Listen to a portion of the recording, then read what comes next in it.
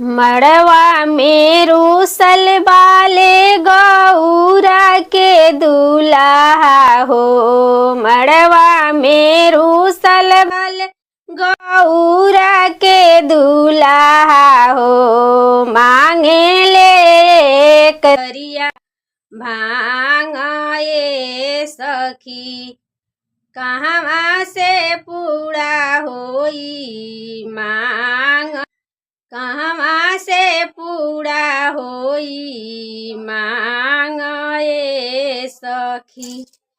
केहू से चिलम मांगे कत केहू से गांजा हो।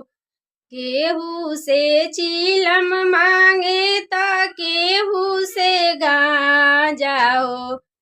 कहवा से पूरा होई मांग ये सखी, कहवा से पूरा होई मांग ये सखी।